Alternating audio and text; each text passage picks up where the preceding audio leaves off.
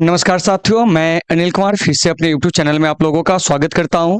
दोस्तों, आज के सेशन का मेरा जो टॉपिक है वो आपको क्लास 12th का जो आपको पॉलिटिकल साइंस है उसका जो दूसरा लेसन है, एक दलीय प्रभुत्व का दौर, उसका हम लोग क्या करेंगे कि आज एनालिसिस करेंगे। ठीक है ना। कल इससे पहले का जो आपका पहला लेसन था उसका हम लोग क्या किए, एनालिसिस किए। अगर आप उसे नहीं देखे हैं तो हमारे चैनल के प्लेलिस्ट में जाकर आप उसे देख लेंगे। तो साथियों, ये जो सेकेंड लेसन है आपका एसपीपीडी बुक का, ठीक है ना, एक दलीय प्रभुत्व का दौर, इससे आपके एग्जाम में कई सारे प्रश्न जो होते हैं वो आपको पूछे जाते हैं। और यह एक ऐसा टॉपिक है जिससे आपके हिस्ट्री में भी कई सारे प्रश्न जो होते हैं पूछे जाते हैं। तो चलिए साथियों, आज के इस सेशन को शुरू करते हैं। अगर आप पहले क्लास को नहीं देखे हैं तो हमारे चैनल के प्लेलिस्ट में जाकर आप उसे देख लेंगे। तो चलिए स्टार्ट करते हैं। लेकिन स्टार्ट करने से पहले थोड़ा सा यहाँ पे कुछ सावधानी हम लोग बरत लेते हैं। चलिए देखिए क्या कह रहे हैं साथियों। कह रहा है कि 1967 तक भारत में किस प्रकार की दलीय व्यवस्था थी। देखिए ऑप्शन ए कह रहा है एक दलीय व्यवस्था, दो दलीय व्यवस्था, उसके बाद कह रहा है बहुदलीय व्यवस्था, और फिर कह रहा है कि एकल आधिपत्यशाली दलीय व्यवस्था। तो इसका जो राइट आंसर हो जाएगा ना वो आपको डी हो जाएगा। इसका मतलब क्या हुआ समझिए। तो जैसा कि आपको पता है कि हमारा देश 15 अगस्त 1947 को क्या हुआ था, आजाद हुआ था। और आजादी के बाद हमारे देश में जो प्रथम आम चुनाव होती है साथियों वो आपको 1952 में। तो इस आम चुनाव में क्या होता है कि कांग्रेस को पूर्ण बहुमत जो होती है वो आपको मिलती है। फिर अगला जो आम चुनाव होता है 1957 में, यहाँ पर भी क्या होता है कि आपको कांग्रेस को पूर्ण सफलता मिलती है। फिर आपको तीसरा आम चुनाव जो होता है 1962 में, यहाँ पर भी कांग्रेस को काफी ज्यादा सफलता मिलती है। देखिए तो पहला जो आपको क्या है आम चुनाव, ठीक है ना, इसका काल क्या था, तो 1952 से 1900 कितना था कि आपको 57। फिर इसका 1957 से 1962 था, 1962 से या 1967 था। यानी कि तीसरे लोकसभा का कार्यकाल अगर हम कहेंगे तो देखिए तो 1952 से यहाँ देखिए 1967 तक, ठीक है ना, देश में केवल एक ही राजनीतिक दल का क्या था, वर्चस्व था। तो इसी को कहा गया एकल आधिपत्यशाली दलीय व्यवस्था। और ये जो 1952 से 1967 तक देश की जो राजनीति पर जो आधिपत्य था वो किस पार्टी का, वो आपको भारतीय राष्ट्रीय कांग्रेस का। तो एक का जो राइट आंसर हो जाएगा वो आपको डी हो जाएगा। उम्मीद है कि आप इसे समझ गए होंगे। चलिए अब चलते हैं अगले प्रश्न की ओर। अगला प्रश्न क्या कह रहा है उस पर हम लोग चर्चा करेंगे। देखिए कह रहा है कि भारतीय राष्ट्रीय कांग्रेस ने किस प्रकार का समाजवाद जो है वो आपको अपनाया। तो देखिए भारतीय राष्ट्रीय कांग्रेस ने जो समाजवाद अपनाया था वो आपको ब्रिटेन का लोकतांत्रिक समाजवाद जो है आपको अपनाया था। तो ब्रिटेन में इस समाजवाद को फेबियन समाजवाद कहा जाता है। क्या कहा जाता है, फेबियन समाजवाद। तो हमारे देश में भी जो है आपको ब्रिटेन के लोकतांत्रिक समाजवाद को अपनाया गया, ठीक है ना। तो ये जो आप देख रहे हैं लोकतांत्रिक समाजवाद, इसका मतलब क्या हुआ कि जो देश के संसाधन पर जो आपको लोगों का अधिकार होगा, ठीक है ना, देश के संसाधन लोगों के लिए होंगे वो आपको लोकतांत्रिक तरीके से होंगे, ठीक है ना। तो फिर यहाँ से एक बात आती है कि ये भारतीय राष्ट्रीय कांग्रेस, तो याद देखिएगा ये हमारे देश की सबसे प्राचीन पार्टी है। और इसका जो गठन होता है साथियों वो आपको 28 दिसंबर 1885 को जो है इसका क्या होता है कि आपको गठन होता है। कहाँ गठन होता है, तो याद रखेंगे मुंबई के गोकुल दास तेजपाल संस्कृत महाविद्यालय के प्रांगण में। और इसके जो संस्थापक होते हैं वो आपको कौन होते हैं, तो साथियों इसके जो संस्थापक होते हैं वो आपको एओ ह्यूम होते हैं, जो आपको ब्रिटिश प्रशासनिक सेवा के एक आपको सेवानिवृत्त अधिकारी होते हैं। तो दो का जो राइट आंसर हो जाएगा वो आपको बी हो जाएगा। चलिए अब चलते हैं तीन में। क्या कह रहा है समझिए। कह रहा है इसने कहा कि स्वतंत्रता के बाद कांग्रेस मात्र पार्टी नहीं। देखिए कथन कारण को याद रखना है कि किसने कहा कि स्वतंत्रता के बाद क्या है कि कांग्रेस मात्र पार्टी नहीं बल्कि वह सरकार है, ठीक है ना, राज्य है, जहां तक कि देश जैसी जो है वो आपको हो गई। तो देखिए इसमें कई सारे विचारक है, जैसे देखिए स्टेनले कोस्नेक है, इसके अलावा मायरोन विनर है, मोरिस जोन्स है, इसके अलावा आपको जियोवानी सार्तोरी है। तो इसका जो सही आंसर हो जाएगा वो आपको कौन हो जाएंगे, तो ऑप्शन नंबर ए आपको स्टेनले कोस्नेक, क्योंकि इन्होंने कांग्रेस की सफलता को देखा था, उसके बाद इन्होंने इस वक्तव्य को क्या किया था, जारी किया था। तो तीन का जो राइट आंसर हो गया वो आपको ए हो गया। चलिए अब हम चलते हैं चार में। और आप लोगों को समझ में आ रही है या नहीं आ रही है आप लोग कमेंट करके जरूर बताओगे। देखिए कह रहा है कि भारतीय राजनीतिक दलीय व्यवस्था को किस श्रेणी में रखा गया है। ऑप्शन देखिए ए कह रहा है एक दलीय व्यवस्था, उसके बाद है दो दलीय व्यवस्था, फिर है आपको बहुदलीय व्यवस्था, उसके बाद है एकल दल प्रभुत्व व्यवस्था। तो साथियों इसका जो सही आंसर हो जाएगा वो हो जाएगा आपको क्या जानते हैं, बहुदलीय व्यवस्था। क्योंकि भारत में जो आपको राजनीतिक दलीय व्यवस्था की अगर हम बात करेंगे तो वह बहुदलीय है, क्योंकि कई सारी पार्टी चुनाव में आपको भाग लेते हैं, ठीक है ना। और इस सभी पार्टियों का उद्देश्य होता है कि आपको बहुमत प्राप्त कर सत्ता को क्या करना, कि आपको प्राप्त करना। तो भारत में कैसी व्यवस्था हो गया, तो आपको बहुदलीय। वहीं अगर हम पूछेंगे उत्तर कोरिया और चीन में कैसी व्यवस्था है, तो देखिए ये जो उत्तर कोरिया है, इसके अलावा जो साथियों चीन है, यहाँ पर जो है आपको कैसी व्यवस्था है, तो कहेंगे एक दलीय व्यवस्था, क्योंकि देखिए उत्तर कोरिया में जो है किम जोंग उन, चीन में देखिएगा सी जिनपिंग, ठीक है ना, यानी चीनी कम्युनिस्ट पार्टी, इसके अलावा दूसरा कोई पार्टी है ही नहीं। ब्रिटेन में चलते हैं तो आपको कंजर्वेटिव पार्टी, लेबर पार्टी मुख्य रूप से, तो वहां हो गया आपको दो दलीय व्यवस्था। ब्रिटेन, इसके अलावा अमेरिका में चलिएगा तो डेमोक्रेटिक पार्टी, रिपब्लिकन पार्टी। तो अमेरिका और ब्रिटेन जो है दुनिया के ऐसे दो प्रमुख देश है जहां पर आपको दो दलीय व्यवस्था है। तो इस सभी चीज को अच्छे से याद रखना है। तो 4 का जो राइट आंसर हो जाएगा वो आपको क्या हो जाएगा, तो वो आपको सी हो जाएगा। और भारत में किस प्रकार दलीय व्यवस्था है, आप बस इतना समझिए कि अभी हमारे देश में राष्ट्रीय पार्टी जो है उसकी संख्या 6 है, सॉरी 6 कहते हैं, हाँ 6 हो गया, ठीक है ना।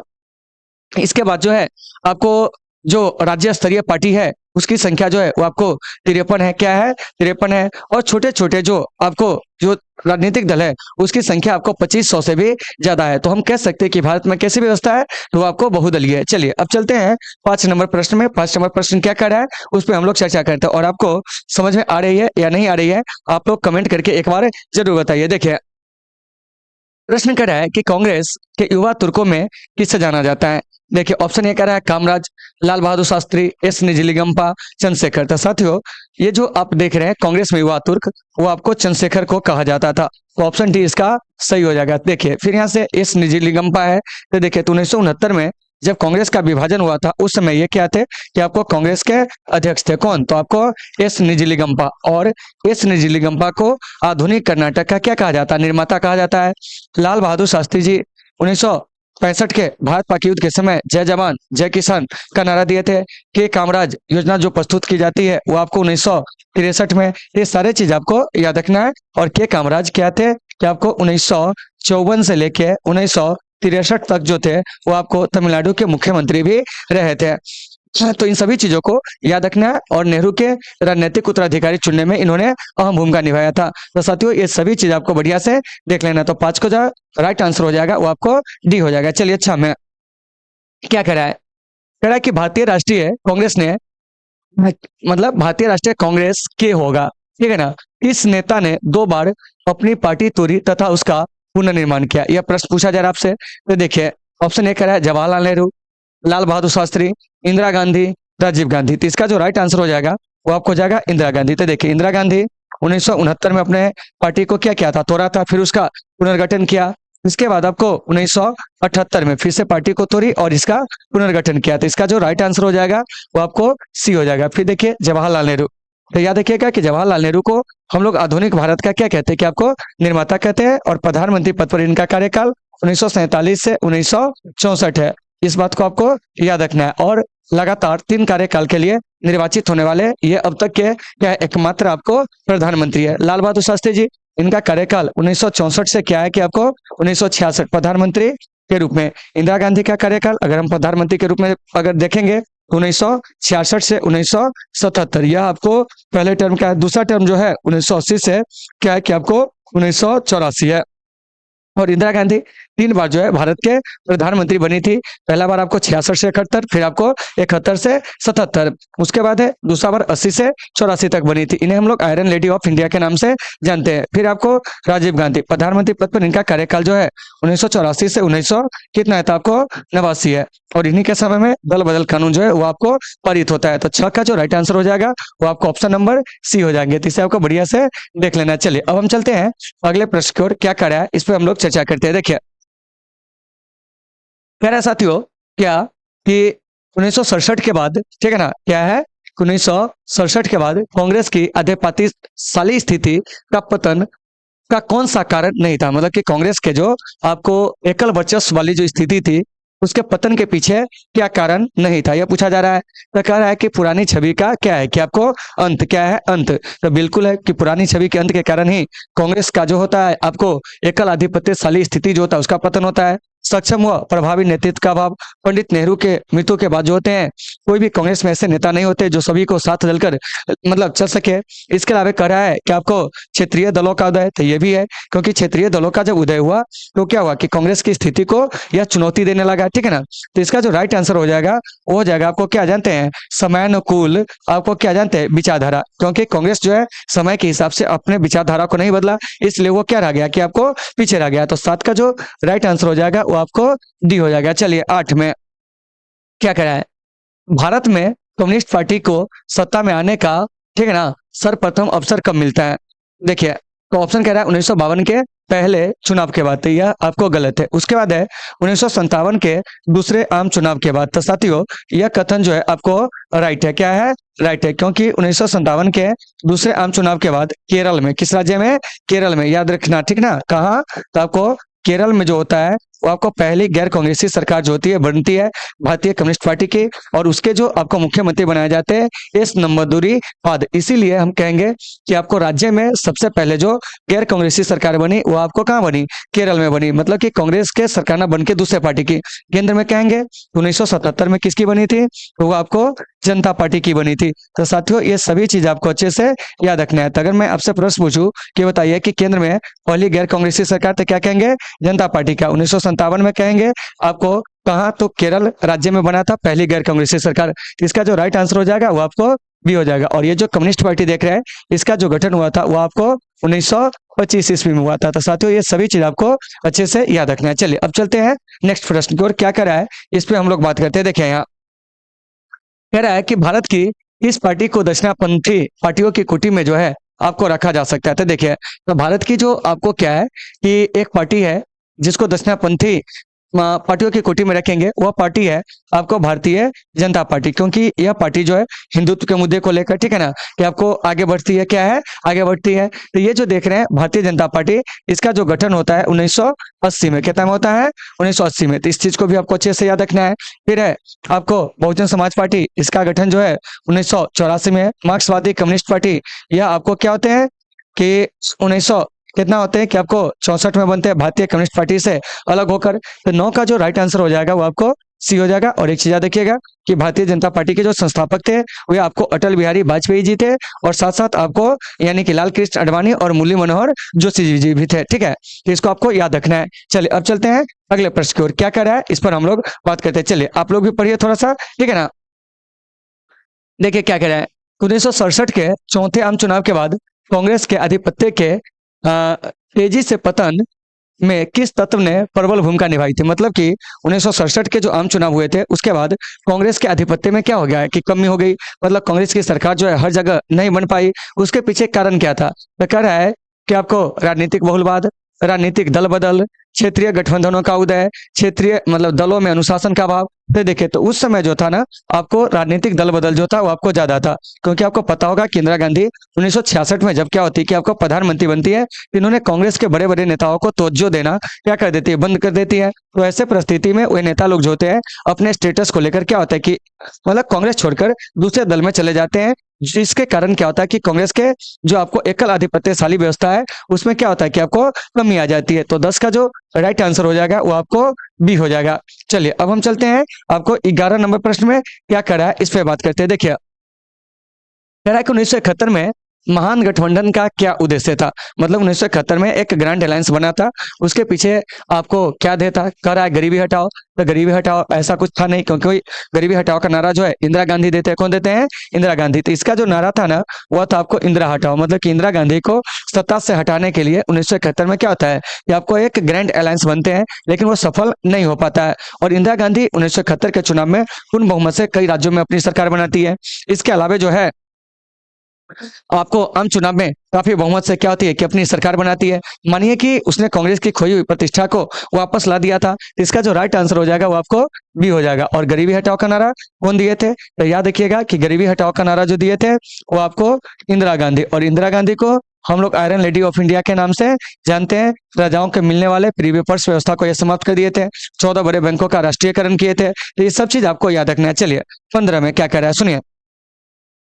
कहा कि भारतीय राष्ट्रीय कांग्रेस ने समाज के समाजवादी प्रतिमान के बारे में कब संकल्प लिया था। देखिए, कह रहा है 1948 के जयपुर अधिवेशन। यह अधिवेशन जो है कहाँ हुआ था, राजस्थान में। उसके बाद कह रहा है 1955 के अवारी अधिवेशन। यह अधिवेशन जो है वो आपको कहाँ हुआ था, तमिलनाडु में।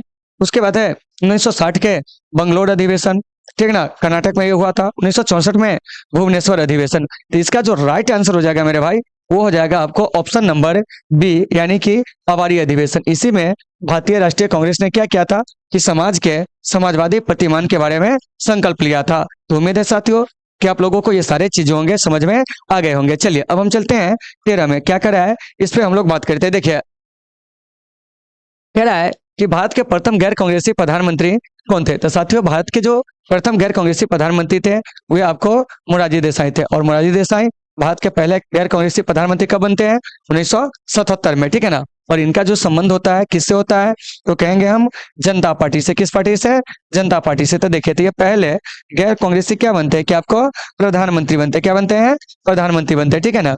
उसके बाद अगर हम पूछेंगे अटल बिहारी वाजपेयी जी के बारे में, तो याद रखिएगा कि ये जो अटल बिहारी वाजपेयी जी है ये आपको पूर्णतः गैर कांग्रेसी प्रधानमंत्री बने थे। मतलब कि 5 सालों तक, ठीक है ना, कि आपको पहले ऐसे प्रधानमंत्री कौन थे जिसका संबंध कांग्रेस से नहीं था और वह अपना पूरा कार्यकाल पूरा किए थे, तो वे थे आपको अटल बिहारी वाजपेयी जी। इसीलिए अटल बिहारी वाजपेयी जी को प्रथम पूर्णतः गैर कांग्रेसी प्रधानमंत्री जो है वो आपको कहा जाता है। जय जवान जय किसान जय विज्ञान का नारा दिए थे चौधरी चरण सिंह। इनके जन्म दिवस पर 23 दिसंबर को क्या होता है कि आपको राष्ट्रीय किसान दिवस जो है वो आपको मनाया जाता है। और ये किसान नेता थे, क्या है, किसान नेता थे। एच.डी. देवगौड़ा भी जो थे वो भी आपको प्रधानमंत्री बने थे। तो यहाँ पे जितने भी प्रधानमंत्री देख रहे हैं सब जो है वो आपको गैर कांग्रेसी है, क्या है, गैर कांग्रेसी, ठीक है ना। तो 13 का जो राइट आंसर हो जाएगा वो आपको क्या हो जाएगा, तो यह आपको ऑप्शन नंबर जो आपको बी है वो आपको बिल्कुल सही हो जाएंगे। चलिए नेक्स्ट प्रश्न क्या कह रहा है, कह रहा है कि भारतीय राष्ट्रीय कांग्रेस के संस्थापक जो थे कौन थे। देखिए ऑप्शन ए कह रहा है लियाकत अली, एसओ मतलब एओ ह्यूम, एसएन बनर्जी मतलब सुरेंद्र नाथ बनर्जी, जी के गोखले। इसका जो राइट आंसर हो जाएगा वो जाएगा आपको एओ ह्यूम। और एओ ह्यूम ने भारतीय राष्ट्रीय कांग्रेस की जो स्थापना किए थे कब, 1885 में। और भारतीय राष्ट्रीय कांग्रेस की जो स्थापना हुई थी वह आपको 72 प्रतिनिधियों ने क्या किया था कि आपको मिलकर किया था। तो ये भी आपको याद रखना है क्योंकि आपके एग्जाम में पूछे जाते हैं कि कांग्रेस का गठन कितने प्रतिनिधियों ने मिलकर किया था, तो आप क्या कहोगे, 72। उसके बाद है गोपाल कृष्ण गोखले, गांधी जी के राजनीतिक गुरु थे। इसके अलावा आपको सर्वेंट्स ऑफ इंडिया सोसाइटी करके एक संगठन बनाए थे। लियाकत अली पाकिस्तान के पहले क्या कहेंगे कि आपको प्रधानमंत्री। तो ये सभी चीज आपको अच्छे से याद रखना है। तो 14 का जो राइट आंसर हो जाएगा वो आपको ऑप्शन नंबर बी हो जाएगा। चलिए 15 में क्या करें कि कांग्रेस का विभाजन किस वर्ष हुआ था। तो साथियों कांग्रेस का जो विभाजन हुआ था ना वो आपको कब जानते हैं, आजादी के बाद 1969 में हुआ था, ठीक है ना। उसके बाद अगर हम पूछ देंगे कि स्वतंत्रता से पहले कांग्रेस का विभाजन, तो ये आपको 1907 में कहाँ हुआ था, तो आपको सूरत अधिवेशन में जो है कांग्रेस गरम दल और नरम दल में क्या हो जाता है कि आपको बट जाता है। उसके बाद 1918 में क्या होता है कि आपको बम्बई विशेष अधिवेशन में क्या है कि बम्बई का जो विशेष अधिवेशन होता है इसमें जो कांग्रेस होता है वो आपको दोबारा जो होता है वो आपको अलग हो जाता है, यानी कि दोबारा बढ़ता है, ठीक है ना। तो फिर यहाँ से एक बात आएगी, 1907 का जो सूरत अधिवेशन है इसकी अध्यक्षता जो किए थे वो आपको कौन किए थे। तो देखिए 1907 के सूरत अधिवेशन की अध्यक्षता जो है वो आपको रास बिहारी बोस ने किया था। कौन किया था, रास बिहारी बोस ने किया था। तो इसको आपको याद रखना है। उसके बाद है 1918 में बम्बई अधिवेशन हुआ था विशेष, इसकी अध्यक्षता जो है वो आपको हसन इमाम ने किया था। तो इन सभी चीजों को आपको बढ़िया से याद रखना है। तो उम्मीद है साथियों कि आपको ये सारे चीज समझ में आ गए होंगे। तो ये जो 15 नंबर प्रश्न है इसका राइट आंसर जो हो जाएगा वो आपको बी हो जाएगा। चलिए अब चलते हैं 16 में, क्या कह रहा है समझिए। और आपको समझ में आ रही है या नहीं आ रही है आप जरूर बताएंगे। देखिए कह रहा है कि भारतीय राष्ट्रीय कांग्रेस की स्थापना कब हुई थी। तो अभी बताए थे कि भारतीय राष्ट्रीय कांग्रेस की जो स्थापना है वो आपको 1885 में हुई थी। फिर देखिए 1905 दिया हुआ है। 1905 में क्या हुआ था साथियों कि आपको बंगाल विभाजन हुआ था। क्या हुआ था, बंगाल विभाजन। देखिए सभी ईयर को कुछ ना कुछ हम यहाँ पर याद रखेंगे क्योंकि यहाँ पे डबल दे रहा है तो कुछ कुछ जो है ईयर के बारे में भी सीखते चलेंगे। तो देखिए तो बंगाल क्या कहेंगे, तो आपको विभाजन, ठीक है ना। देख लीजिए बढ़िया से लिख देते हैं, बंगाल विभाजन कब होता है, तो कहेंगे आपको 1905 में जो है वो आपको होता है। लॉर्ड कर्जन बंगाल विभाजन के लिए आपको उत्तरदायी होते। उसके बाद है 1916 में, तो 1916 में कांग्रेस का जो अधिवेशन होता है वो आपको लखनऊ में होता है। क्या होता है, लखनऊ में। और इसी में कांग्रेस के गरम दल और नरम दल जो होते हैं वो आप क्या हो जाते हैं कि आपको एक हो जाते हैं। तो ये जो लखनऊ अधिवेशन है इसकी अध्यक्षता जो करते हैं अंबिका चरण मजूमदार करते हैं, ठीक है ना। तो कभी कभी क्वेश्चन पूछ लिया जाता है कि बताइए कि लखनऊ अधिवेशन की अध्यक्षता कौन किए थे, तो आपको अंबिका चरण मजूमदार ने। उसके बाद साथियों 1947 में हमारा देश जो होता है वो आपको क्या होता है कि आपको आजाद होता है। तो ये सब बताने की आवश्यकता नहीं है। तो ये जो देख रहे हैं 16 नंबर, इसका जो राइट आंसर हो जाएगा वो आपको ये हो जाएगा। और कांग्रेस के पहले अध्यक्ष पूछेंगे तो वह कौन हो जाएंगे, तो कांग्रेस के पहले अध्यक्ष वो आपको डब्ल्यूसी बनर्जी हो जाएंगे। चलिए अब चलते हैं 17 नंबर प्रश्न में, क्या करा है इस पे बात करते हैं। देखिए कह रहा है कि प्रथम आम चुनाव में निम्नलिखित में से किस प्रांत में कांग्रेस को पूर्ण बहुमत प्राप्त नहीं हुआ था। तो देखिए, तो प्रथम आम चुनाव होता है कब, तो आपको 1952 में होता है। और इसमें क्या होता है कि आपको उड़ीसा में, ठीक है ना, या उड़ीसा में कांग्रेस को जो होता है पूर्ण बहुमत प्राप्त नहीं होता। बाकी सभी प्रांत में कांग्रेस को क्या होता है कि आपको पूर्ण बहुमत जो होता है वो आपको प्राप्त होता है। तो 17 का राइट आंसर जो हो जाएगा वो आपको ये हो जाएगा। और सारे चीजों की राजधानी आपको याद रखना है यहाँ से। जैसे देखिए, उड़ीसा, इसकी राजधानी जो है वो आपको भुवनेश्वर है। उसके बाद है बिहार, इसकी राजधानी जो है वो आपको पटना है। उत्तर प्रदेश की राजधानी लखनऊ है। मध्य प्रदेश की जो राजधानी है वो आपको भोपाल है। तो सब आपको अच्छे से देख लेना। चलिए 18 में क्या करा है कि भारत की राष्ट्रपति प्रतिभा देवी सिंह पाटिल का क्रम के हिसाब से कौन सा स्थान था। तो देखिए, तिनका क्रम के हिसाब से जो स्थान था ना वो आपको 12वां था। क्या है, 12वां। तो यहाँ से पूछा जाएगा कि बताइए कि 13वें स्थान पे कौन थे। तो देखिए, 13वें स्थान पे जो थे वो आपको प्रणब मुखर्जी, ये भी आपको याद रखना है। उसके बाद है साथियों, आपको 14वां स्थान पे जो थे वो आपको कौन थे, तो भारत के दूसरे दलित राष्ट्रपति जिनका नाम है आपको रामनाथ कोविंद। तो दूसरे स्थान पे कौन थे, तो याद रखना है हमें रामनाथ कोविंद जी, ठीक है ना। चलिए देख लीजिए यहाँ रामनाथ कोविंद। और ये अभी क्या है जानते हैं कि आपको पूर्व राष्ट्रपति अब इनको कहेंगे। और 15वें राष्ट्रपति जो अभी फिलहाल है वो कौन है, तो श्रीमती द्रौपदी मुर्मू। और द्रौपदी मुर्मू जो है पहले आदिवासी राष्ट्रपति और देश की दूसरी महिला राष्ट्रपति। तो देखिए, तो इन सभी राष्ट्रपति का नंबर जो है आपको याद रखना है। तो ये जो प्रतिभा देवी सिंह पाटिल है, इनका कार्यकाल राष्ट्रपति के पद पर जो था 2007 से 2012। और ये देश की पहली महिला क्या थी कि आपको राष्ट्रपति। तो जैसा भी प्रश्न पूछा जाए आप इसे देख लोगे तो 18 का राइट आंसर जो हो जाएगा वो आपको ये हो जाएगा। चलिए अब चलते हैं 19 में क्या कह रहा है समझिए। कह रहा है कि धारा 370 का संबंध किस प्रदेश से था। तो साथियों, धारा 370 का जो संबंध है ना वो आपको जम्मू और कश्मीर से था। लेकिन धारा 370 जो है जम्मू कश्मीर से 5 अगस्त कितना जानते हैं 2019 को जो है वो आपको निरस्त कर दिया गया। इस बात को आपको याद रखना है। और जम्मू कश्मीर पुनर्गठन विधेयक के तहत जम्मू कश्मीर और लद्दाख को जो है केंद्र शासित प्रदेश जो है वो आपको बना दिया गया। तो 19 का राइट आंसर जो हो जाएगा वो आपको डी हो जाएगा। चलिए अब चलते हैं 20 में क्या कह रहा है सुनिए। कह रहा है कि 5 सूत्री कार्यक्रम की शुरुआत किसने के द्वारा की गई थी। तो साथियों, 5 सूत्री कार्यक्रम जो है ना इसकी जो शुरुआत हुई थी वो आपको पंडित नेहरू के द्वारा। तो ऑप्शन नंबर ए इसका राइट आंसर हो जाएंगे। फिर इसमें पूछेंगे कि बताइए कि 10 सूत्री कार्यक्रम कौन पेश किया था। तो 10 सूत्री कार्यक्रम जो है वो आपको राजीव गांधी से जुड़ा हुआ है। फिर आपको 20 सूत्री कार्यक्रम, इसे भी आपको याद रखना है। तो देखिए, ये जो 20 सूत्री कार्यक्रम है साथियों, यह आपको श्रीमती इंदिरा गांधी से जो है वो आपको जुड़ा हुआ है। 1975 में इन्होंने 20 सूत्री कार्यक्रम को क्या किए थे कि आपको पेश किए थे। तो ये सब आपको याद रखना है। फिर आपको 15 सूत्री कार्यक्रम कहेंगे। तो देखिए, तो 15 सूत्री कार्यक्रम जो है वो आपको मनमोहन सिंह से जुड़ा हुआ है। किनसे जुड़ा हुआ है, मनमोहन सिंह। तो ये सभी आपको याद होने चाहिए। चलिए उसके बाद है आपको 14 सूत्री कार्यक्रम, इसे भी आपको याद रखना है। तो देखिए, तो 14 सूत्री कार्यक्रम जो है साथियों यह किनसे जुड़ा हुआ है, तो याद रखेंगे ये आपको मोहम्मद अली जिन्ना से जुड़ा। किससे जुड़ा है, मोहम्मद अली जिन्ना से जो है वो आपको जुड़ा हुआ है। तो इन चीजों को आपको अच्छे से याद रखना है। उसके बाद है आपको क्या जानते हैं कि अगला वो हो जाएगा आपको 11 सूत्री कार्यक्रम। तो इसे भी आपको याद रखना है। तो 11 सूत्री कार्यक्रम कहेंगे तो यह आपको गांधी जी से जुड़ा हुआ है। किससे जुड़ा हुआ है, गांधी जी से। तो देखिए, तो सूत्री से संबंधित जो भी प्रश्न आएगा आपको सारे प्रश्नों को क्लियर कर लेना है। तो 20 का जो राइट आंसर हो जाएगा वो आपको क्या हो जाएगा, तो ऑप्शन नंबर जो है वो आपको बिल्कुल सही हो जाएगा। चलिए 21 में कह रहा है कि सीमांत गांधी के नाम से कौन जाने जाते हैं। देखिए ऑप्शन ए कह रहा है महात्मा गांधी, सुभाष चंद्र बोस, खान अब्दुल गफ्फार खान,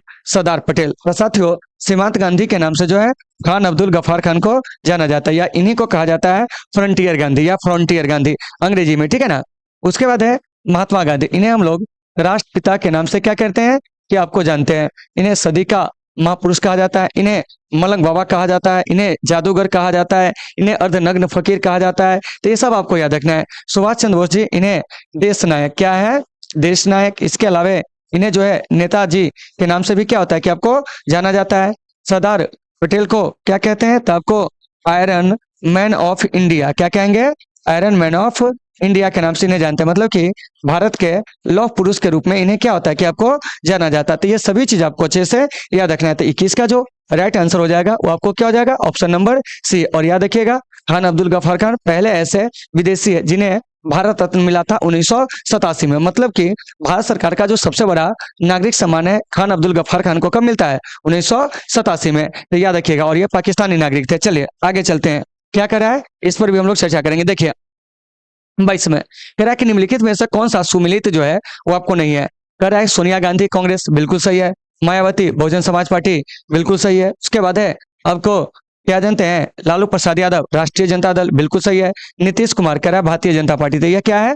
गलत है, ठीक है ना, क्योंकि नीतीश कुमार जी जो है इनका खुद का एक पार्टी है जिसका नाम है आपको जदयू। क्या है? जदयू, जनता दल यूनाइटेड। तो 22 का जो राइट आंसर हो जाएगा वो आपको डी हो जाएंगे। चलिए उम्मीद है कि आप सभी लोगों को समझ में आ गए होंगे, और आप लोगों को समझ में आ रही है या नहीं आ रही है साथियों, आप लोग अपना जो बहुमूल्य सुझाव है हमें जरूर दें।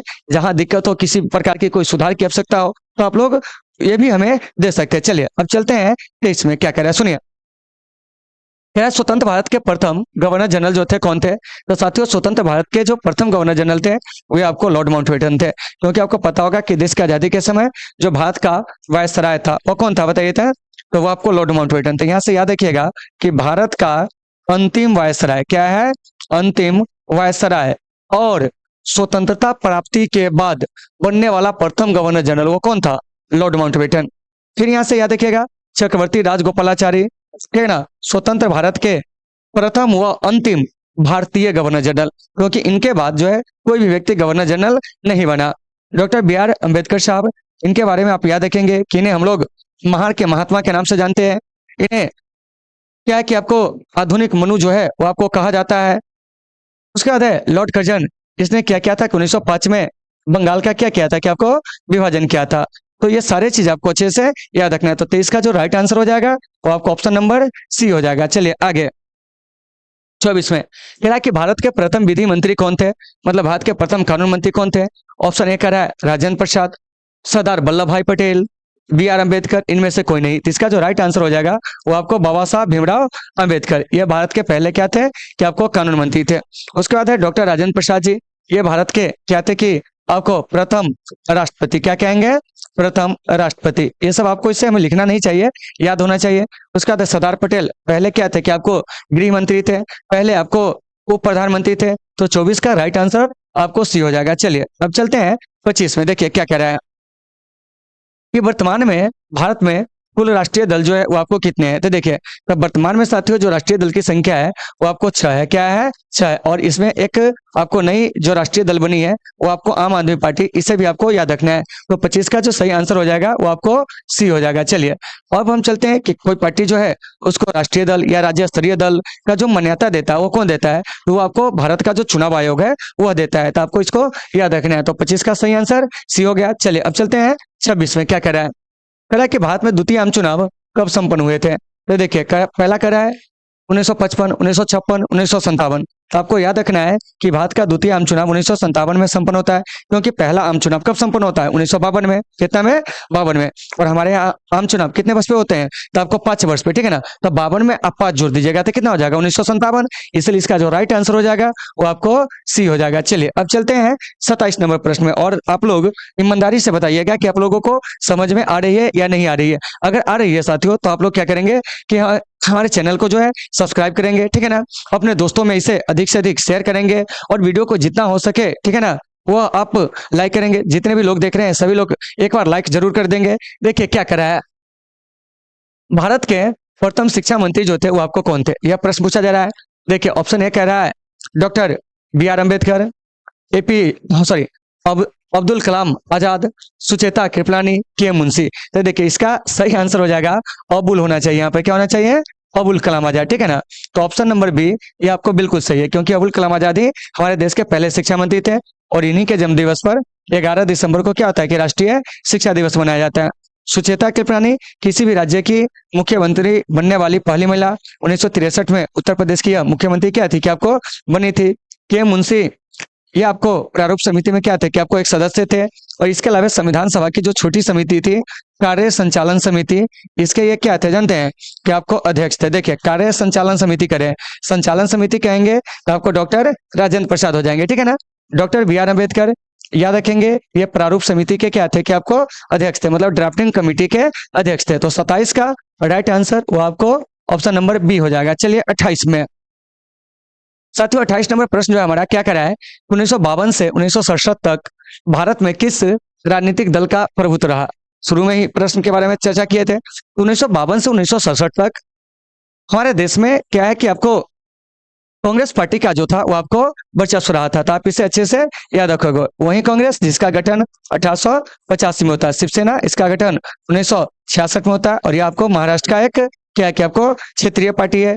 उसके बाद है बीजेपी, इसका गठन जो होता है 1980 में, और आज यह जो पार्टी है सदस्यता के मामले में दुनिया की सबसे बड़ी क्या है कि आपको पार्टी है। तो 28 का राइट आंसर वो आपको सी हो जाएंगे। चलिए 29 में कह रहा कि स्वतंत्र भारत में प्रथम आम चुनाव कब हुए थे। कह रहा है 1950, 1952, 1955, 1957। तो देखिए तो स्वतंत्र भारत का पहला आम चुनाव जो होता है 1952 में, ठीक है ना। फिर इसमें और भी ईयर दिया गया है, तो जान लेते हैं। 1950 में क्या होता है कि हमारा संविधान जो होता है वो आपको पूर्णतः क्या हो जाते हैं साथियों, कि आपको लागू होता है, यानी कि संविधान पूर्णतः कब लागू होता है 1950। 1955 में क्या होता है ये भी जान लीजिए, ठीक है ना। तो 1955 में जो होता है आपको अफ्रो एशियाई सम्मेलन होता है, या उसी को कहते हैं हम वाडुंग सम्मेलन। क्या कहते हैं, वाडुंग सम्मेलन। तो बस अभी खाली इतना याद रखिए कि वाडुंग सम्मेलन कब हुआ था, तो 1955 में। उसके बाद है 1957 में। तो देखिए हमारे यहाँ द्वितीय आम चुनाव होती, क्या होती है, द्वितीय आम चुनाव। तो साथियों इन सभी चीजों को आपको अच्छे से देख लेना। उम्मीद है कि आप सारे चीजों को समझ गए होंगे, ठीक है ना। 29 का राइट आंसर वो आपको ऑप्शन नंबर बी हो जाएगा। चलिए 30 में चलते हैं, क्या कर रहा है सुनिए।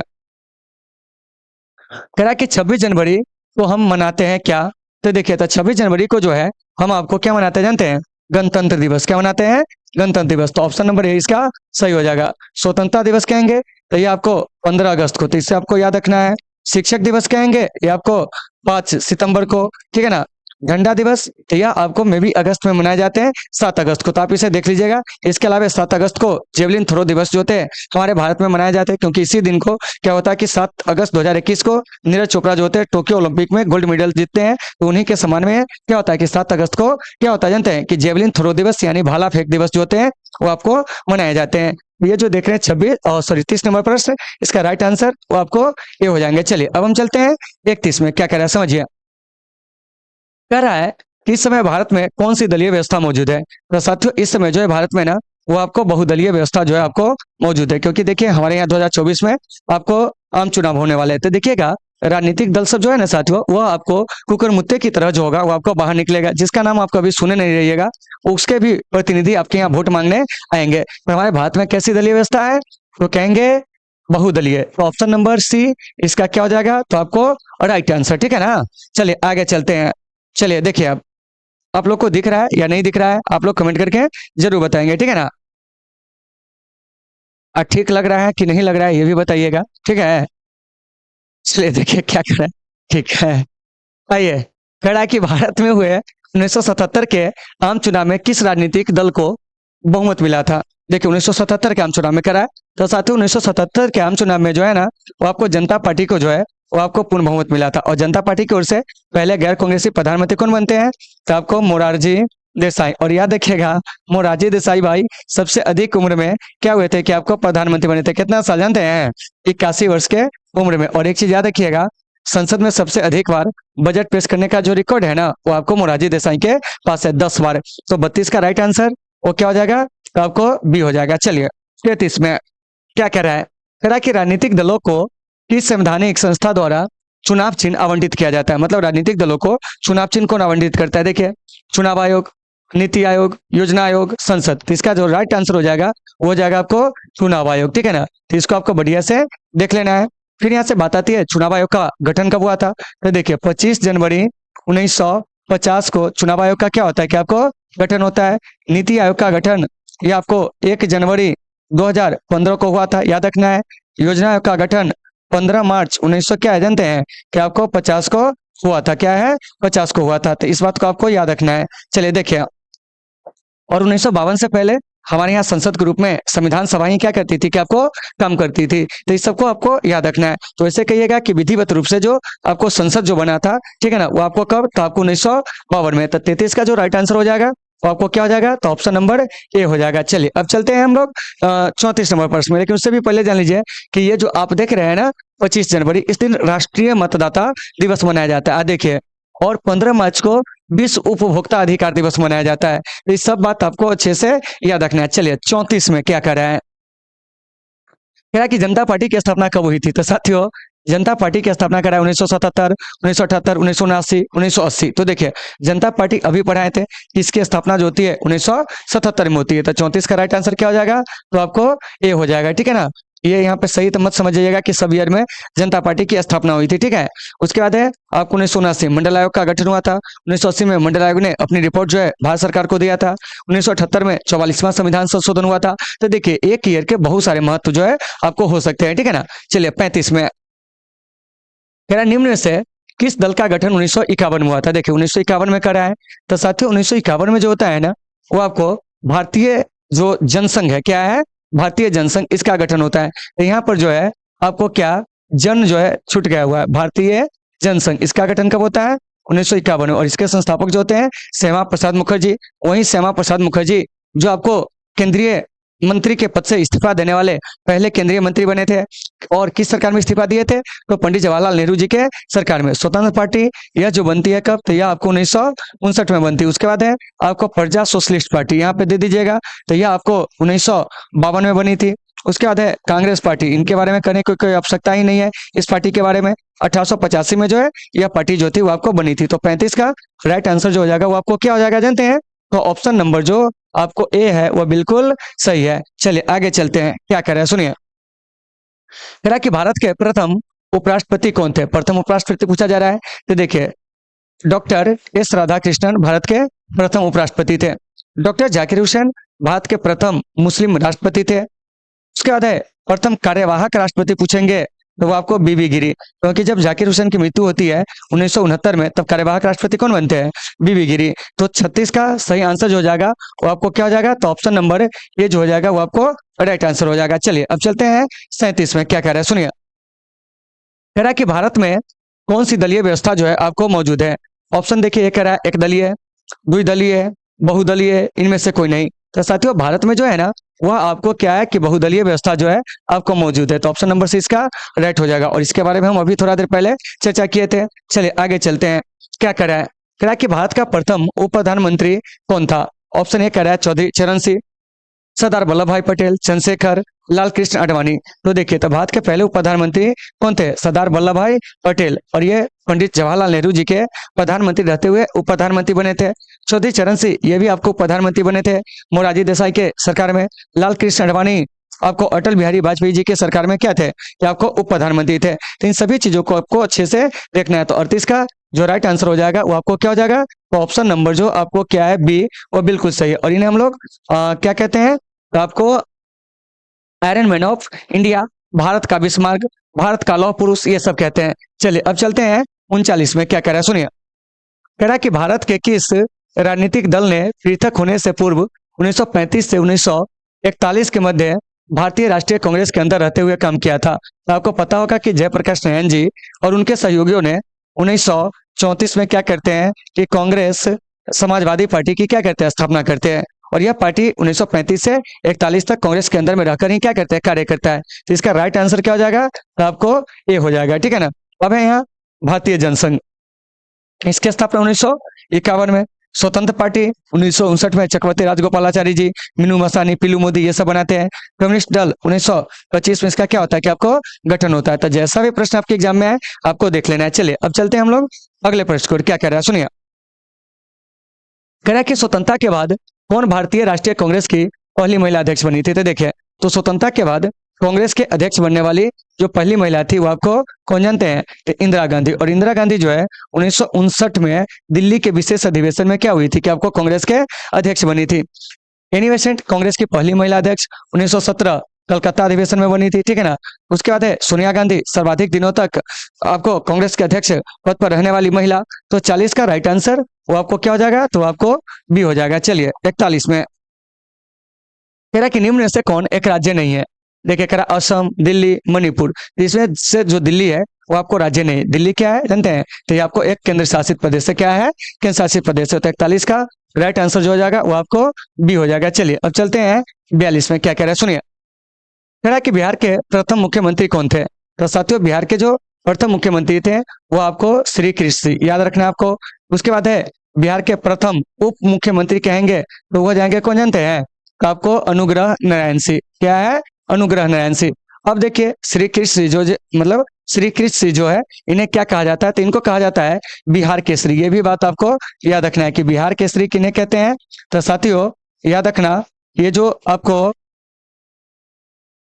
बिहार केसरी है वो कहा जाता है श्री कृष्ण सिंह को, ठीक है ना, बिहार केसरी। और कहेंगे बिहार विभूति, तो ये किन्हें कहा जाता है? तो साथियों बिहार विभूति के नाम से जो है वो आपको अनुग्रह नारायण सिंह जी को जाना जाता है। और ये बिहार के पहले उप मुख्यमंत्री थे। बिहार के पहले राज्यपाल कहेंगे जयराम दास दौलत राम। तो ये सब आपको याद रखना है, ठीक है। तो 42 का राइट आंसर वो आपको क्या हो जाएगा? ऑप्शन नंबर बी हो जाएगा। अब चलिए 43 में क्या कह रहा है, सुनिए। कह रहा है कि तेलुगु देशम इस राज्य का क्षेत्रीय पार्टी है। ऑप्शन ए कह रहा है पंजाब, असम, तमिलनाडु, आंध्र प्रदेश। तो देखिए, तो तेलुगु देशम जो है ना वो आपको आंध्र प्रदेश का एक क्षेत्रीय पार्टी है।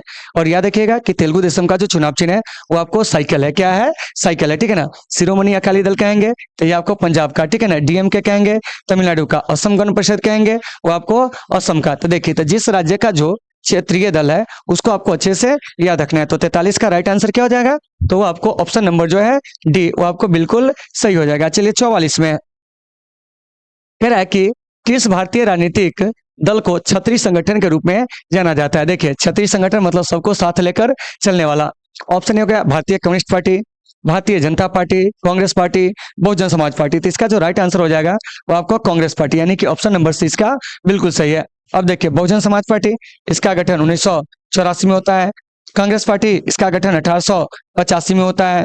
भारतीय जनता पार्टी इसका गठन 1980 में होता है। भारतीय कम्युनिस्ट पार्टी इसका गठन 1925 में होता है। तो देखिए, तो सभी पार्टी के गठन वर्ष को भी आपको अच्छे से याद रखना है। तो 44 का right answer option number C हो जाएगा। चलिए 45 में कह रहा है कि भारतीय जनता पार्टी किस दल का पुनर्गठन है? मतलब भारतीय जनता पार्टी जो है किस दल का जो है नया नाम है, यह पूछा जा रहा है। कह रहा है भारतीय जनसंघ, भारतीय क्रांति दल, भारतीय लोक दल, भारतीय जनता दल। तो इसका जो राइट आंसर हो जाएगा ना वो आपको भारतीय जनसंघ हो जाएगा। और जनसंघ की स्थापना कब होती है? 1900 आपको 51 में। कितना में होता है? तो आपको 1951 में भारतीय जनसंघ की क्या होती है कि आपको स्थापना होती है। तो इन चीजों को आपको अच्छे से याद रखना है। और इधर जो देख रहे हैं भारतीय जनता पार्टी, इसका गठन कब होता है? तो 1980 में होता है। तो देखिए, तो विभिन्न पार्टियों के गठन वर्ष को भी आपको अच्छे से याद रखना है। तो 45 का राइट आंसर वो हो जाएगा आपको ऑप्शन नंबर ए हो जाएगा। चलिए 46 में कह रहा है कि डीएमके किस राज्य का क्षेत्रीय दल है? देखिए, ऑप्शन ए कह रहा है असम, नागालैंड, केरल, तमिलनाडु। तो साथियों ये जो डीएमके है ना वो किस राज्य का क्षेत्रीय दल है जानते हैं? तो वह आपको तमिलनाडु का है। कहाँ का है? तमिलनाडु का। अभी जस्ट इसके बारे में हम क्या किए थे कि आपको चर्चा किए थे। इसके अलावा मतलब AIADMK ये भी कहेंगे तो यह कहाँ की पार्टी है? तो यह भी आपको तमिलनाडु की है, ठीक है ना। तो देखिए, तो दोनों पार्टी के बारे में आप याद रखिएगा। जैसे क्या हो गया, एक डीएमके हो गया। क्या हो गया? डीएमके मतलब द्रविड़ मुन्नेत्र कड़गम। और एक जो हो जाएगा आपको क्या, ऑल इंडिया। क्या है? ऑल इंडिया अन्ना द्रविड़ मुन्नेत्र कड़गम मतलब AIADMK। यह भी आपको तमिलनाडु का है। डीएमके भी कहाँ का है? तो तमिलनाडु का है। तो ये सभी चीज आपको अच्छे से याद होनी चाहिए। तो 46 का राइट आंसर वो आपको डी हो जाएगा। चलिए 47 में कह रहा कि किस समिति की सिफारिशों के आधार पर भारत में पहली बार जो है पंचायती राज संस्थाएं स्थापित की गई थी? देखिए, ऑप्शन ए कह रहा है अशोक मेहता, गिरधारी लाल व्यास समिति, सादिक अली समिति, बलवंत राय मेहता समिति। तो इसका जो राइट आंसर हो जाएगा वो हो जाएगा आपको बलवंत राय मेहता समिति। इसी के रिपोर्ट के आधार पर भारत में पंचायती राज की क्या होती है कि आपको स्थापना की जाती है। कब? तो यह आपको 1959 में, यानी कि 2 अक्टूबर 1959 को भारत में पंचायती राज व्यवस्था की शुरुआत होती है। कहाँ से? तो राजस्थान के नागौर जिला से पंडित नेहरू जो होते हैं इसका उद्घाटन करते हैं। इसके बाद पंचायती राज व्यवस्था शुरू करने वाला दूसरा राज्य वो आपको आंध्र प्रदेश था। तो सब कुछ आपको याद रखना है। और बलवंत राय मेहता समिति का गठन कब होता है? 1957 में, ठीक है ना। तो 47 का राइट आंसर वो आपको क्या हो जाएगा? ऑप्शन नंबर डी हो जाएगा। चलिए 48 में कह रहा है कि 1885 में किस राजनीतिक दल की स्थापना की गई थी? अभी बताएं कि आपको 1885 में जो है ऑल इंडिया जो कांग्रेस है, यानी कहने का मतलब हुआ आईएनसी। क्या है? आईएनसी, ठीक है ना, इंडियन नेशनल कांग्रेस। इसकी क्या होती है कि आपको स्थापना होती है, ठीक है ना, यानी भारतीय राष्ट्रीय कांग्रेस। तो साथियों इसका सही आंसर जो हो जाएगा वो आपको ए हो जाएगा। और कांग्रेस के गठन जो करते कौन? एओ ह्यूम करते। और एओ ह्यूम जो होते हैं एलन ऑक्टेवियन ह्यूम, ये आपको एक ब्रिटिश प्रशासनिक सेवा के एक रिटायर अधिकारी होते हैं, ठीक है ना। मुस्लिम लीग इसकी स्थापना जो होती है 1906 में होती है। आगा खां समूला खां इसके संस्थापक होते हैं। बीजेपी इसका गठन जो होता है 1980 में, जनता पार्टी इसका गठन जो होता है 1977 में। तो इन सभी चीजों का आपको बढ़िया से देख लेना है, जहां भी दिक्कत होगी आपको बताना है। चलिए 49 में कह रहा है कि किस राजनीतिक दल ने एक देश, एक संस्कृति, एक राष्ट्र के विचार पर बल दिया था? ऑप्शन ए कह रहा है भारतीय राष्ट्रीय कांग्रेस, भारतीय जनसंघ, भारतीय कम्युनिस्ट पार्टी, ठीक है ना, सॉरी भारतीय कहते हैं, हाँ जनसंघ, ठीक है ना। उसके बाद है आपको स्वतंत्र दल, उसके बाद है कम्युनिस्ट पार्टी ऑफ इंडिया। तो देखिए, तो इसका जो राइट आंसर हो जाएगा ना, वो आपको ऑप्शन नंबर क्या हो जाएगा, बी, यानी कि ये जो आपको जनसंघ है, इसी ने एक देश, एक संस्कृति और एक राष्ट्र के विचार पर क्या किया था कि आपको बल दिया था। तो ऑप्शन नंबर बी इसका करेक्ट आंसर हो गया। चलिए अब चलते हैं आपको 50 में। कह रहा है कि अखिल भारतीय किसान कांग्रेस की जो है आपको स्थापना जो करते हैं वो आपको कौन करते हैं? तो साथियों, अखिल भारतीय किसान कांग्रेस की स्थापना जो करते हैं वो आपको कौन करते हैं जानते हैं? तो वो आपको चौधरी चरण सिंह। इसका राइट आंसर डी हो जाएगा। कहीं कहीं सरदार पटेल भी दिए रहते हैं, लेकिन कल ही हम लोग पढ़े थे चौधरी चरण सिंह के बारे में। एक चीज याद रखिएगा, इसमें पूछेंगे कि अखिल भारतीय किसान सभा 1936 में इसकी अध्यक्षता कौन करते हैं? तो आप कहेंगे स्वामी सदानंद सरस्वती, ठीक है ना। तो 50 का right answer option number D हो जाएंगे, जवाहरलाल नेहरू। याद रखिएगा, डिस्कवरी ऑफ इंडिया नामक पुस्तक जो है आपको लिखे थे। उसके बाद है अजात शत्रु और देश रत्न के नाम से डॉक्टर राजेंद्र प्रसाद जी को जानते हैं। सरदार पटेल जी, इन्हें भारत का बिस्मार्क, देशी राज्यों के एकीकरण का श्रेय, ये सब जो है किन्हें जाता है जानते हैं? तो आपको सरदार वल्लभ भाई पटेल जी को। तो 50 का जो राइट आंसर हो जाएगा वो आपको क्या हो जाएगा? तो ऑप्शन नंबर डी हो जाएगा। तो ये सभी चीज आपको याद रखना है। और डॉक्टर राजेंद्र प्रसाद लगातार 2 कार्यकाल के लिए क्या जानते हैं कि आपको राष्ट्रपति निर्वाचित होने वाले जो है आपको अब तक के एकमात्र राष्ट्रपति है। 1950 से 1962, 1950 में इन्हें संविधान सभा ने चुना था। 1952 में जो है ये है आपको जो संसद होती है वो इन्हें चुनती है, ठीक है ना। और ये आपको निर्विरोध निर्वाचित होने वाले जो है पहले आपको राष्ट्रपति है, ठीक है ना। इसे भी आपको याद रखना है, क्योंकि संविधान सभा ने इन्हें क्या हुआ था कि निर्विरोध राष्ट्रपति के रूप में चुना था। चलिए, और इस बार केबीसी का पूछा गया यह प्रश्न है कि कौन से 2 आपको क्या है कि राष्ट्रपति जो निर्विरोध चुने गए थे? तो एक नीलम संजीव रेड्डी और एक आपको डॉक्टर राजेंद्र प्रसाद। चलिए 51 में कह रहा है कि निम्न में से किसे सबसे पहले भारत रत्न से सम्मानित किया गया था? तो साथियों, इसमें सबसे पहले भारत रत्न से जो सम्मानित किया गया था वो आपको डॉक्टर एस राधाकृष्णन को। कब? आपको 1954 में। उसके बाद देखिए, इसमें जितने भी लोग हैं सबको क्या है कि भारत रत्न मिला हुआ है। जैसे देखिए, चक्रवर्ती राजगोपालाचारी, इन्हें भी 1954 में मिला था। सीवी रमन, इनको भी 1954 में।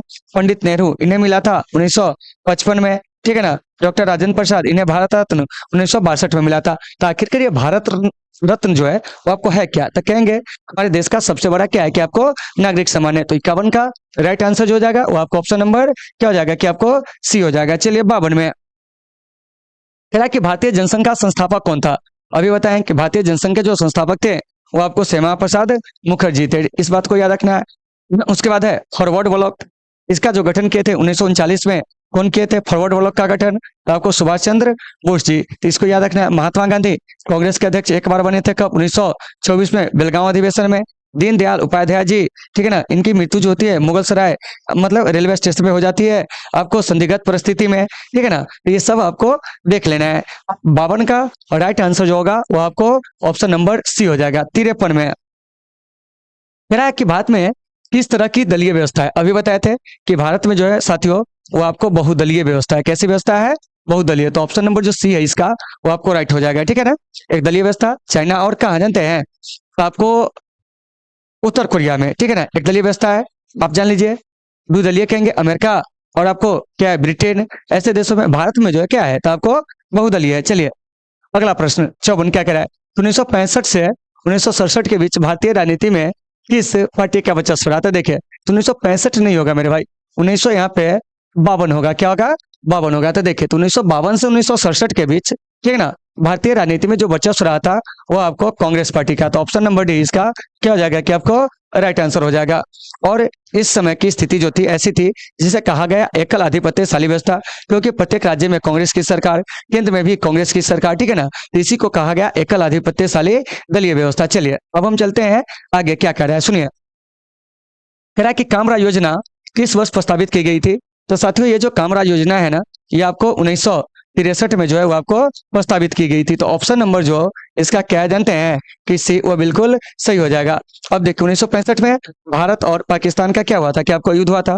1960 में भारत और पाकिस्तान के बीच में आपको क्या सिंधु नदी जल समझौता हुआ था। 1961 में गुटनिरपेक्ष देशों का पहला शिखर सम्मेलन बेलग्रेड में हुआ था। आपके एग्जाम में जिस प्रकार के प्रश्न पूछे जाए आप उसे बढ़िया से देख लोगे। तो साथियों उम्मीद है कि आपको ये सारे चीज जो है समझ में आ गए। तो आज हम लोग क्या किए हैं कि आपका जो सेकंड लेसन है एक दलीय प्रभुत्व का दौर 12th के पॉलिटिकल साइंस का, उसका हम लोग एनालिसिस कर लिए।